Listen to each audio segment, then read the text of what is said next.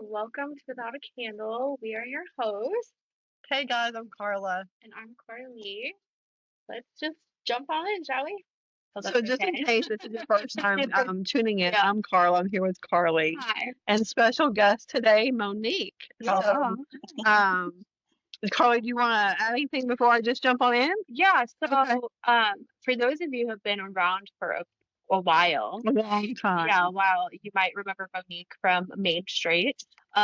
She started reading over there for us. She got a Reiki training over there. Training over there.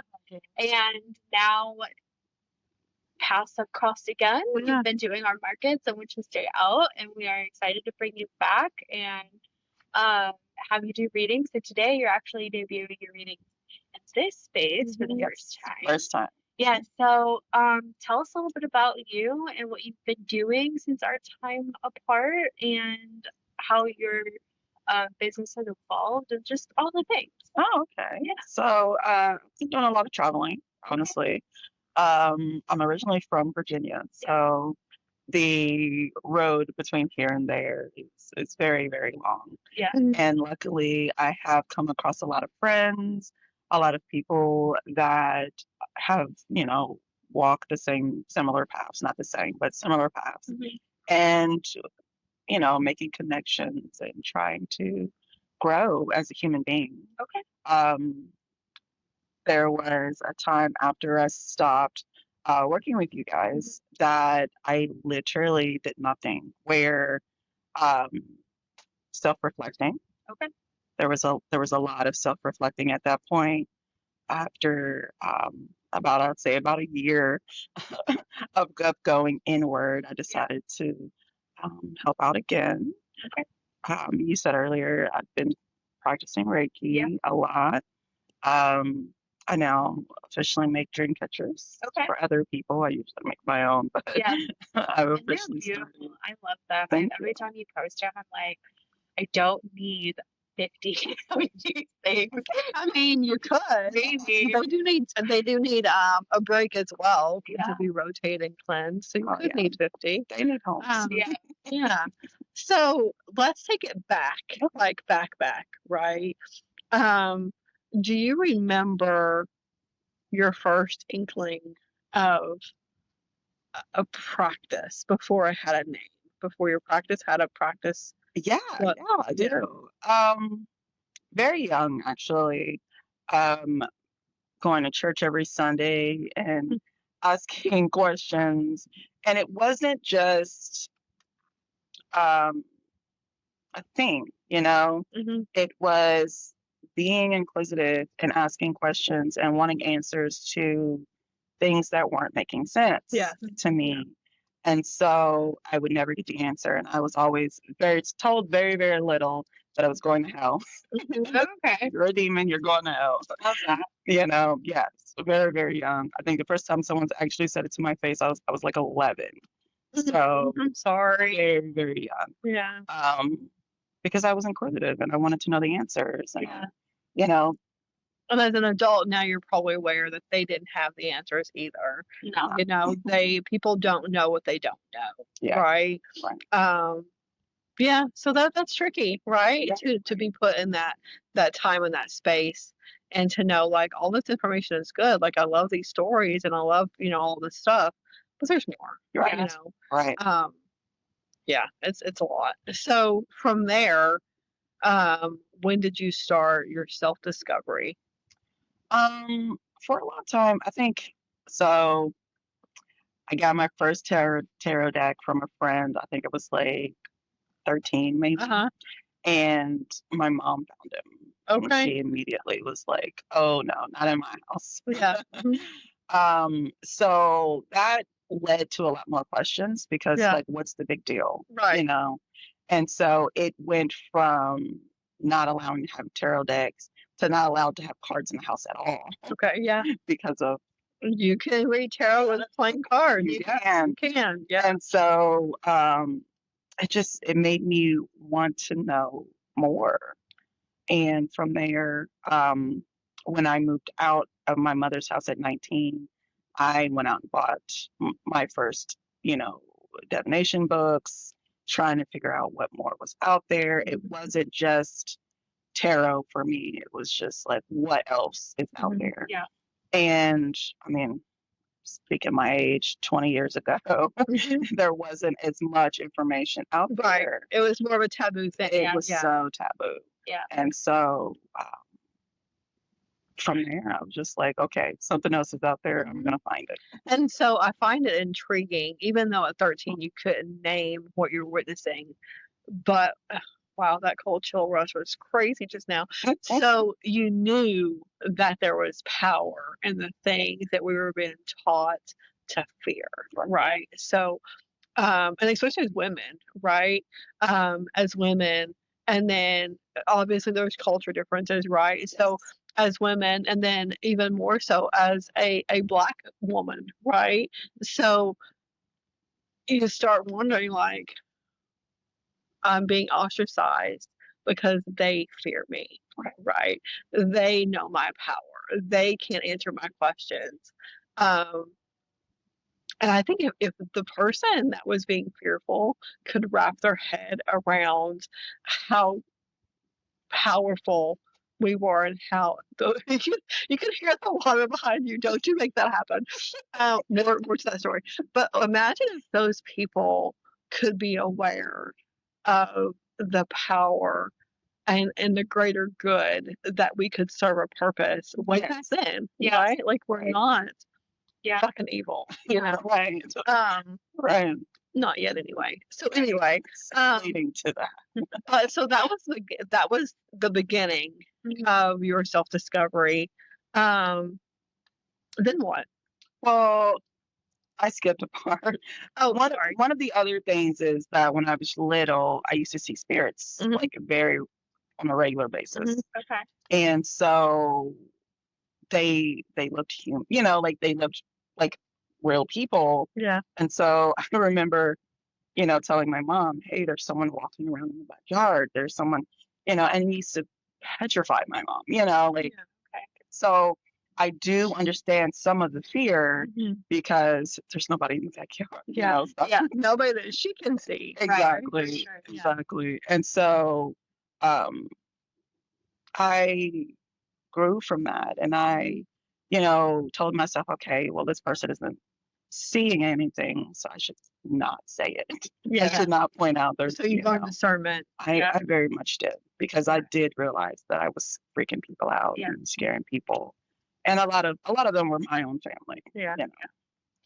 So you mentioned moving out at 19 and knowing a little bit about your past. You went to the military, correct?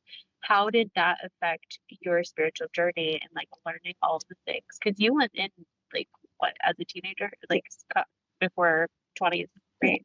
So how did that affect that discovery journey? I think it pushed for more. Okay. Because I obviously I'm an empath, so I feel all the things. Yeah. And being in a crowded place where you can't just go out and get away because you have duties you need to do, you have people you have to talk to and answer to. I feel like it made my belief system that much more stronger. Okay. Because you can't just smack a guy for being a pervert, you know? Yeah. Or, I mean, can. Yeah. There's just different consequences. Yeah. There's consequences. So, but I also very, very much learned that sometimes you should smack somebody for being inappropriate and damn consequences. Yeah. And sometimes it's not always physically, right? Like we learned with women we can discipline, or as women that we can also discipline with a stern look or very stern verbs or fuck around and find out kind of energy. Yeah. And that you know, one of my favorite phrases, you know, years ago, maybe I need to use that again, is you'll get yours. Yes. Yeah. You'll get yours. Whether that's good or bad, it's coming, right? So moving through that, moving past that, what shift did being in the military offer? What new awarenesses to your journey? I think being in the military very much pushed me to know the difference between friend and foe. Mhm. As a, active person now, I wasn't active back then. I was very, very much in the broom closet, and um, I didn't know, especially at 19, where my path was. And so I struggled internally because everything had to have a name to it. Everything had to have a tag to it. And I didn't want that. I didn't want to be classified as anything. And so when you're in the military, they ask you, like, are you Christian? Are you Muslim? Are you, and it really bothered me that I had to Pick one. label myself. Yeah. And so, And a lot of that has to do with end of life services. yeah. Yeah. And I picked Christian. Yeah. And I can't imagine that doing on my Tuesday. Yeah. Well, imagine, or just take a moment after we're finished and ask me for some audio clips, and I'll share some things with you, because you can still be a Christian and be a practitioner of sorts, Yes. right? Like, Yes. the difference is that as a practitioner, we often have different understandings of some of those behind the scenes teachings of Christ, right? Like, it's not what you see in the typical Southern Baptist or Pentecostal church, right? Like, there's more to it. You can read past, you can read between the lines, kind of thing, for sure. right? So, but I love that. I appreciate you sharing that. I still struggle with labels. So Yeah. Oh, yeah. I I appreciate that a lot. don't use labels because um, there's a little bit of everything. I am very I've had my DNA checked, Yeah. and I'm from a very diverse background. Okay. There's very, very different cultures in my background, genealogy, and I find that exciting because I never want to just get stuck with one label. Yeah. Yeah. Yeah, labels are also very Limiting. yes. Like, if that's all you think of me, you are missing. Not I am So much not more. missing anything. But if that's all you think of me as that one label, you are missing the big picture. Oh, for sure. For sure. That's So, hard. after the military, you got out of the military because you became a mom. Yeah. Okay, that's what I thought. So going into motherhood, did that alter anything with your spiritual journey? So much. Yeah, So much. as it does. Well, also because at this point I'm still struggling with my identity, Okay. and it went from being this going to work, military, work, to being a full-time mom. Yeah. Because I did get out of the military, we made that choice. And um, it was hard for me because spiritually, I want to do all the things, but practically, I don't have time to take a shower. Like the kids come first, and I had 3 kids very close together, and it was a struggle. You mentioned culture earlier. My husband and my culture are completely different, so a lot of who I am still had to be in the closet because I am worried about my husband's family accepting. Like, I know my family doesn't accept it. Yeah. But, And it's because they don't understand it. Right. Yeah. Yeah. And the level of ignorance there is frustrating because they're also at some point choosing not to understand it. Sure.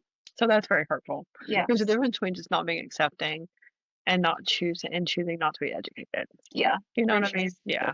Yeah. And that hurts differently. Oh, yeah. It really does. So, okay, so you took a highest from your identity for how long?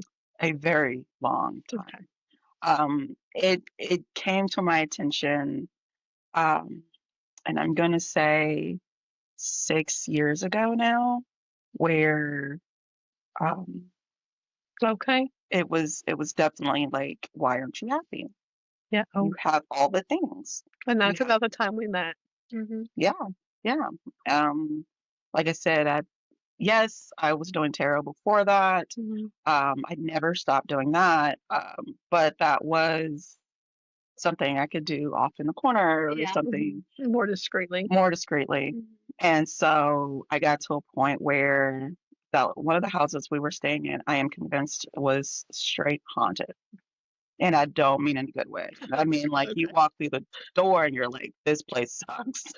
Yeah. You know? And so I would tell people, like, at the time, it was like my husband and his brothers were living with us. And I was like, something's wrong with this house. And they were like, what do you mean? There's nothing wrong. It's all good. And I'm like, Because all they could see was the physical structure. Yeah. physical. And I'm like, no.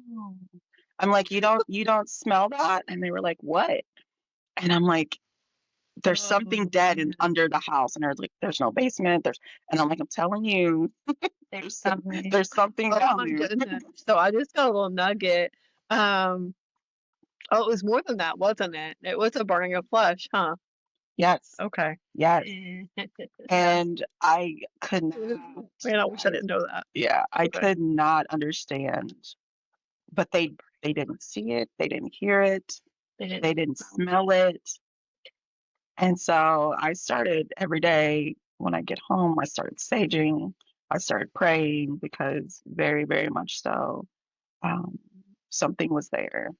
And it would go away. The smells, the eeriness, it would go away. And then, but if I stopped, give it a couple of days. Yeah.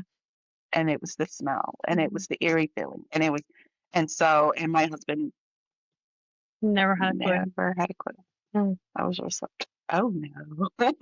We need to do something We need to about do this. something. Yeah. Yeah. So when you started feeling like you were too big for your closet, so to speak, how did that evolve into having those conversations with people or maybe not, maybe you just started doing and let them figure it out? Like, Well, one of the things I noticed is that people would just assume with me. okay. And I'd be like, what? Like, what do you mean? What's going on? Yeah. And they were like, girl, we already knew. Like, what closet were you in? Okay. You know?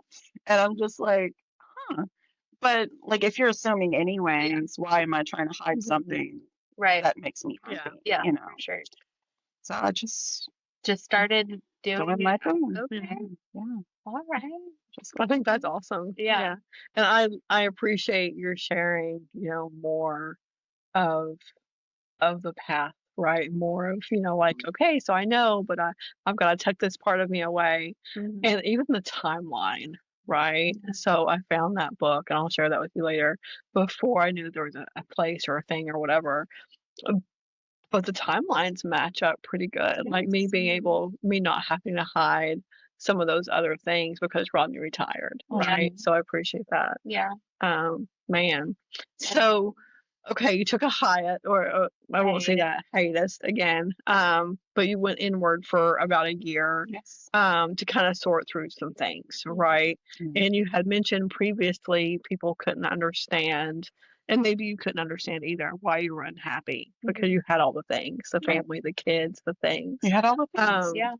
But from my recollection, you had all the things around you, but you didn't have a whole lot for yourself. Does that sit okay with you? The way I used that word. So what was it that you did for yourself and that you found for yourself that kind of lit the fire or kindled the fire? I went clothes shopping. Okay. I did. Okay. So TMI, me and my husband had split. And I told him, I was like, get all your stuff, get out. I don't want to see your face. And again, it was the environment we were in. And like I said, it was the house, it was everything. Yeah. And I really felt like attitudes and everything. It was affecting both of us. And I was like, I don't want to see your face, get out. So as he left and he took all his clothes, thank goodness, I realized I didn't have any clothes. I had 2 dresses out of everything. And so for a couple of days, I literally had to go to work, or more than a couple of days, for about a week. I had 2 outfits that I was switching out going to work with. And I realized that I didn't have anything for myself. I didn't have anything. So Because you're a wife and you were a I was a mom. wife and I'm a mom, and I'm, focusing on getting my kids to school, and I'm focused on work, and I'm focused on all the things. And I was not making it. I was not making it. So I went clothes shopping and I bought outfits that I wanted to wear without, my husband having that, oh, you're buying that, or, Mm-hmm. and it was outfits I wanted to wear. It Mm-hmm. was something I wanted to do. And for the first time in forever, I dyed my hair. Okay. And so I rocked the purple for a while, I love that. and like I did what I wanted to do without having to discuss it with anybody, or wanting to discuss it with anyone. It was like, all right, I feel like without justification of your choices. Yeah. exactly. Okay. And so that led to, if I can do that, why not, light incense in the house and sage. Everybody was so allergic to the incense I would burn before then. I was like, you know what? I don't even care. Mm-hmm. So yeah, I did it. I did what I needed to do for me. So when it got to that point, and I'm going to assume, and correct me if I'm wrong, you started probably seeking other modalities and other energy work and stuff. Did you have any energy work done between then and now, or in that then and then? That liminal time Uh-huh. where you guys were separated that you didn't experience before? I met some people and they were mediums. And then when I say like so Scarefest is a big thing. Yeah. And so I heard they were going to be there, and I was really excited because I was looking I think I know who you're talking about. Yes, I was definitely looking for like guidance and seeking outward. And so the first person I met was a medium, Kim Risa. I don't know if anybody knows her, but I went up to her table. She's signing autographs. I had read her book because, like, I'm looking out, like I'm actively looking for help at this point because no, I wasn't happy with all the things, And so I was like, hey, I see spirits, and my husband doesn't believe me. She said, don't tell him. I was like, just like that? Yep. Know your audience. Don't tell him. Don't tell him. And I'm like, is that allowed? Are we supposed to hold secrets from our husbands? And it was very, very needed advice. And then I met a pair of sisters. Yep. That's right. And and they were quick. And even now, I will get in contact with them, and they will like egg cleansings and all the things, and very eye-opening and very freeing. Okay. Sometimes it's just that confirmation, and it's that like, oh, you experience this too. Because early on, it wasn't that I was playing make believe, but sometimes it felt like that, right? Because it's like, what? No, you didn't. Yeah. You know what I mean? And then it happens, and you're like, wait. And it happens again. But for a little while, people are trying to convince you that you're the fucked up one, that you're the crazy one, that you're not seeing things, you're not hearing things. When I finally started accepting that some of my thoughts weren't my thoughts, that definitely changed. Yeah. Yes, the game for sure. I'm still changing. Oh yeah, because So there's a book that I often suggest to individuals about learning how to hone in on what's yours versus what's not yours, and it's Julia Cannon's Soul Speak. So maybe you read it, and when you meet someone going through the journey of trying to sort through things, I feel like that's a good resource. So, and if you have resources, definitely share them, right? Because not every one book in this situation fits everybody, right? Yeah, for sure. So that's where we are. And then taking it back 6 years ago, before you started practicing Reiki and being attuned, have you had energy work before that? Yes. It's fine. I just popped it out. I get over there. It's not in my cup. Not in my cup. No. That's some funny shit. So, Reiki, when did you first experience it? Okay. And remind us of your attunements. So it was never called Reiki for me. Mhm. It was always either, hands-on healing or spiritual healing. Or laying of hands coming from the Laying of church. hands. Yeah. It never had like official name to it. Mhm. And so when you introduced Reiki to me, and I was like, that's what I'm. What I could do. Yeah. And so I love the fact I don't like titles, but I love the fact that it had legitimacy. So I behind it. heard identity. Yes. That's what you appreciate, is that it had So identity. much. Yeah. Yes. And sometimes, like, I can use laying of hands depending on the audience, right?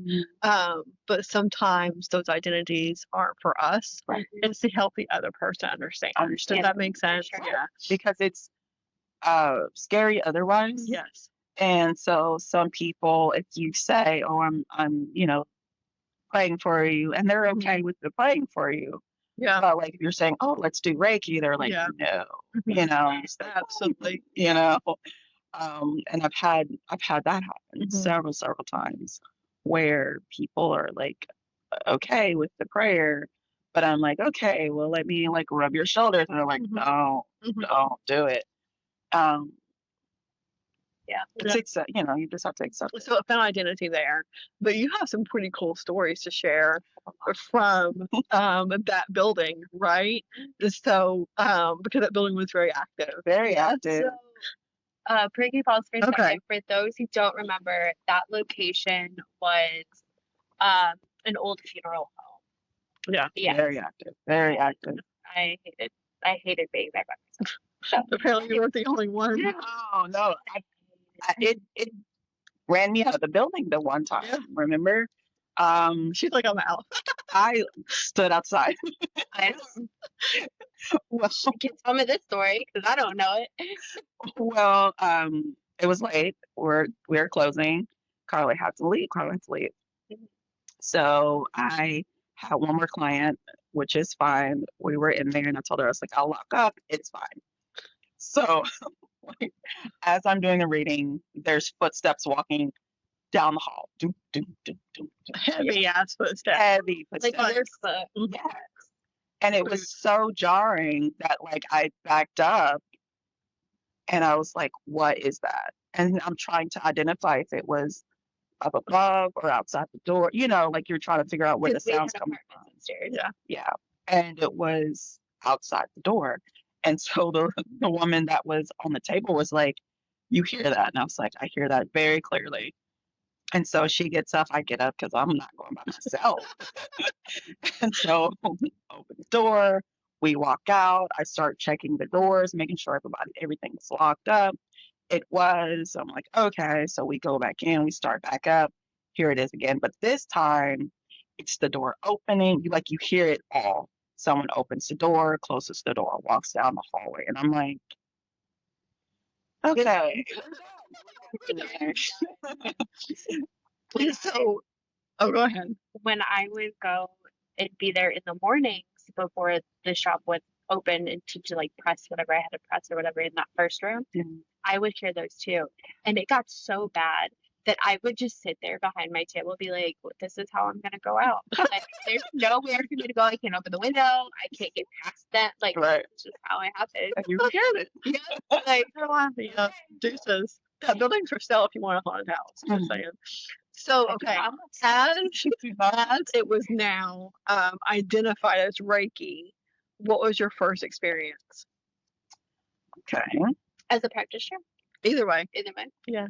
I think it was when we were in the room and we were all practicing and something kept tugging on me. Okay. And I was like, During the Reiki share? yeah. Yeah. That was my first time meeting you. Yeah. Yeah. It was. Yeah. Let's see. There's been a This is a side note, but when we go to Roz, have you been there yet? No. You're gonna have Girl. to. Okay. We did what we started an annual Raws overnight. Okay. Just saying. Just put a pin So in it. squirrel. Okay. So okay, that was your first experience, and then what was your first experience as a practitioner? Okay. Now with that new So identity as Reiki. as Reiki, the colors were one of my things.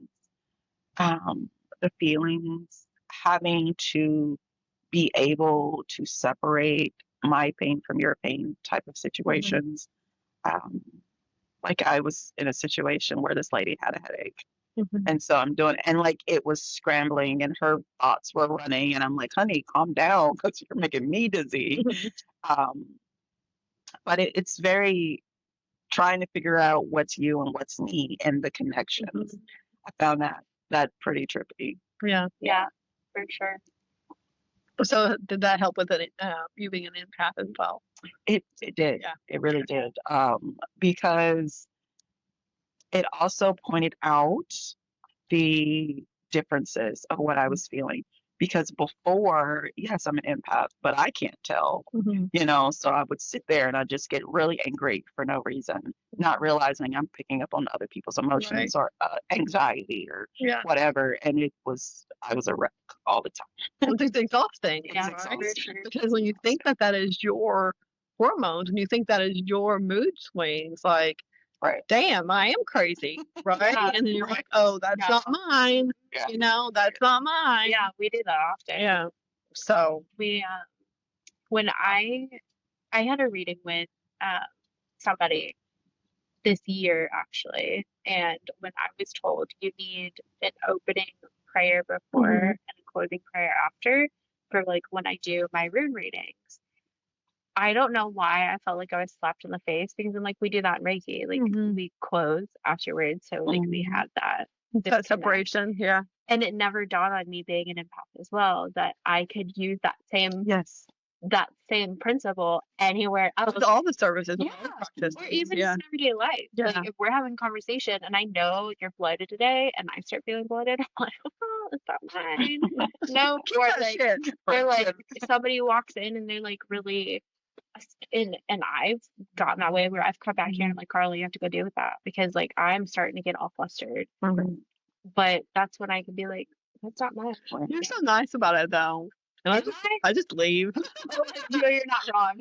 I'm not nice about it when I come back here because when I come back here, I like flip the broom and I stomp it on the ground and like, fucking leave. I'll just walk away. I'll be like, Carlie can deal with that until she can't. Yeah. So that's happened before. I believe I did that in a reading once. Those ladies sat down and I don't know what she was on. I don't know if she was just sending out whatever. I literally was doing her reading and I literally got up and I was just like, okay. Nope, we're not. Because like, but it was malice. It wasn't, oh, I'm just trying to get information or no, it She was straight. trying to test you. Yeah, and it was just like, confrontational, debatable, like all of those things. Yeah. We can talk more about that later because I know who that was. I'm pretty sure I know who that was. If it was in my and when I say presence, I don't mean with me like here, but I mean like if it was in the scope of the shop. Yeah, I know who that was. So our time apart, what you said you took about a year to go inward and then you started offering your stuff back again. How did that feel? Coming back into really refreshing. Yeah, refreshing. Okay. You know me before. I was very anxious, anxiety ridden. Same, because remember, we could have been two people in a pot at that point. We were both fighting in the back room. And I at least you made it into the building. I want to take a second and apologize for just a moment on my lack of awareness because I was very pushy, right? Like I want you guys to do all the things that I know you can do and all the things that I know that we can do. Like do the things, do the damn things, right? Because I often jumped off a fucking bridge, right? And it wasn't fair for me to be like, come on, you can swim too. I can't swim. Wait a minute. So that was just discernment on my path, right? Well, thank you. So I appreciate you guys. I can't speak for Monique, but I will say for me, I think being on my journey. It's okay. Just ignore it. It's not a phone call. It's my alarm. It's Oh. okay. No, it's pretty. It's or I mean, if you want to fix it, We can pause. but we are not annoyed at all. Okay. Well, Okay. it should go off. I'm like, at least it's not like a.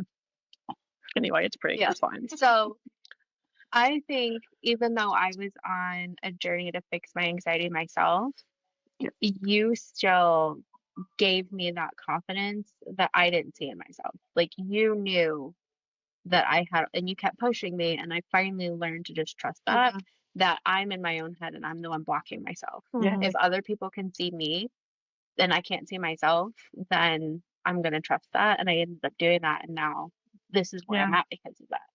So whether sometimes I wanted to just wring your neck, She still wants to choke me out. Sometimes it's okay. I just walk away. Yeah. That's when I walk away. And it's like, we'll talk about it later. Yeah. So that's my experience with you. Just go over the ledge. Just jump. Just drop. It's okay. No, I needed it. Mhm. And so with the experience I gained from you, I was very much aware that I could do it. Mhm. And so when I did take that time out for myself, it was to make sure I was ready to leap in all of things, you know. And so no, I appreciate everything you did for me. Because often I wonder, like, not that it ruins someone's path, but being that forward and being that harsh with individuals when they just need more time.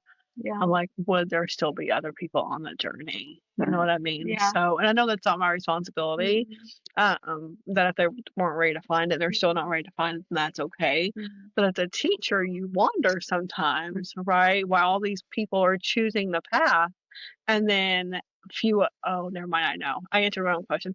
Few are choosing to take the path, right? Yeah. So, that And was a that's little okay. aha moment. And I feel like, and again, speaking from my experience, I feel like the people that are truly meant to be on the path that we are on, they will take that pressure the way it fits with them to make it work.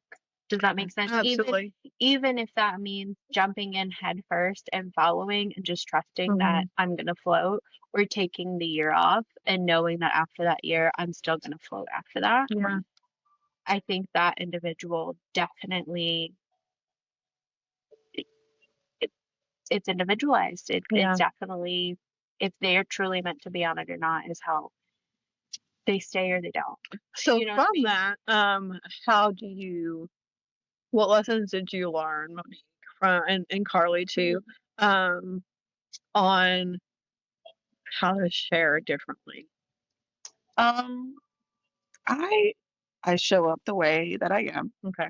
and people ask questions if they want to know.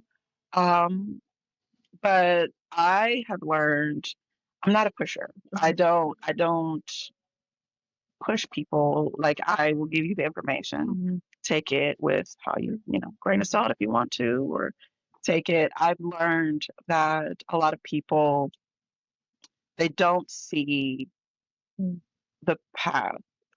They don't see where the cliff they're walking towards, And so I would say, hey, don't walk that way because there's a drop there. Yeah.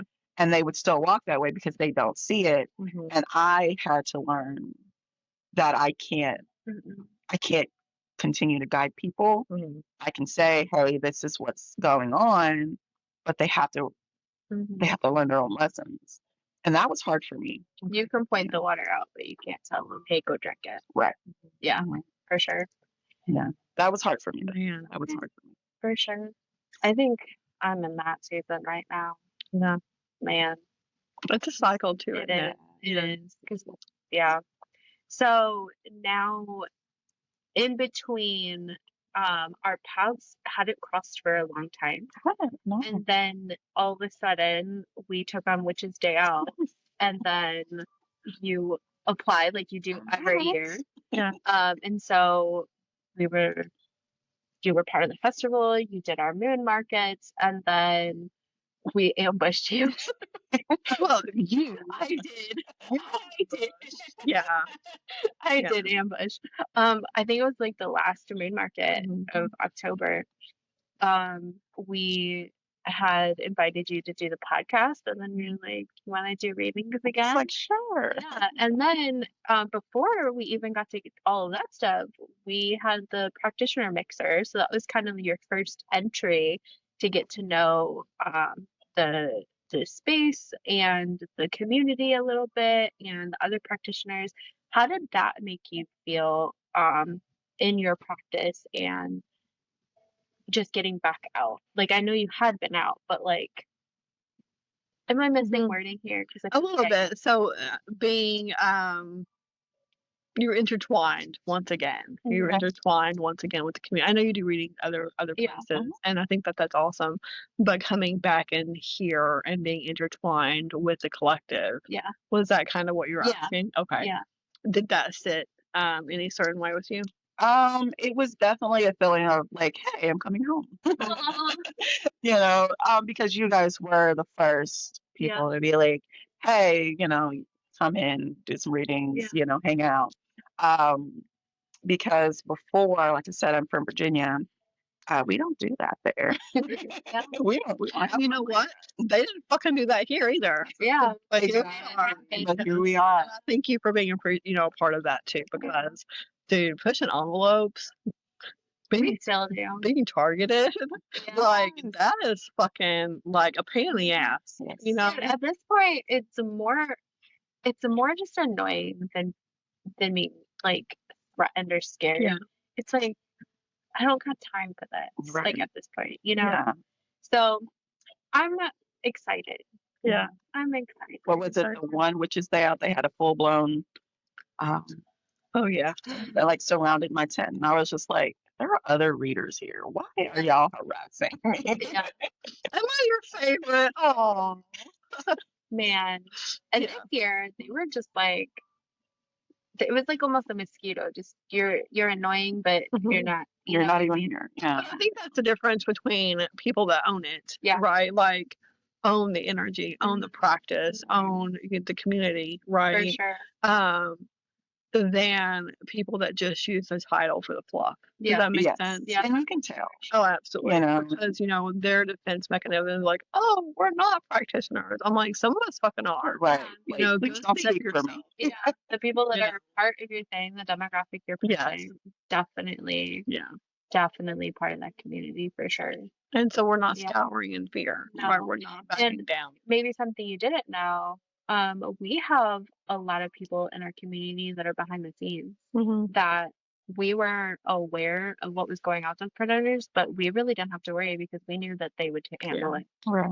Yeah, we just showed up and like you would never know who they were in the crowds, and there was flocks of them. Right. Yeah, so that was kind of cool. Oh, To have kind of those in the people willing to stand up for you. for sure. For Yes, sure. thanks So very much. it was never I don't think it was ever a worry for us. And they continue to come out even for the markets. Oh yeah. Because they realized after that we were also the face for the market. Yeah. And like, we're watching. I'm like, okay, thank you. Yeah. Thank you. So, So we got off topic Yeah. again. Always. it's so easy with this Easy. one. Yeah. We could So talk all day and All day. slice. before Slice we things. wrap up, is there anything that you want to share that we may not have asked you? Oh, On the spot. I know. on the spot. Yeah. No, I have started doing the live broadcast. I do tarot at night. Okay. And And that's on TikTok. Yeah. it's on TikTok. So what is your business name? It's on TikTok. It's Monique's Aquarius. Okay. Um, and my little group's called the Night Owls. So I sit up and I do readings, and people ask me questions, and You just have the conversation. we're just sit there having. So what's your business with the sun catcher or the dream catchers? I do intentional dream catchers. I do intentional. So what's the business name? She hasn't decided yet. Okay. So that's 2026 goal is to find an umbrella. Got it. We've been brainstorming. We're a little bit. brainstorming. We're in that process. Okay. Yeah. But for the sake of this episode, I will put Monique's tarot All the things. from Facebook and all the things in the show notes. So all your things will be linked. I'm pretty sure I have you on TikTok, so I'll make sure to link that too. And then you can find her here every first Tuesday of the month. And then probably some other sprinklings of other things throughout the year. I show up. Yeah, so she'll also be at the market, which will all Bay Pass, but she'll be at Witch's Day Out, the other markets and stuff that we have throughout the year. So watch for that. Yeah. And anything else? Welcome back. Welcome home. Thank That's you. yeah, welcome home. Just own it that way. Yeah. Yeah, I've definitely missed you guys. I was, all the things happened and, in-laws and stuff like that. Yeah. So I was like, We're okay.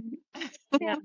And sometimes just the time apart allows you to grow on your own, you to grow on your own, this space to get where it needed to be. Yeah.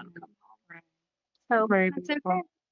okay. All right, guys. So I appreciate you guys. We all appreciate your time and thank space you. sharing with today. And thank you for joining Yeah, us. Thanks for absolutely. having me, guys. Yeah. Yeah. So I think that's it for today. That's a wrap. Right? That's all we got in us anyway. Yeah. So we'll see you when you see you. Right, guys. So that wraps up another episode of Without a Candle with Karlie and Carla. We appreciate you and We'll see you next time.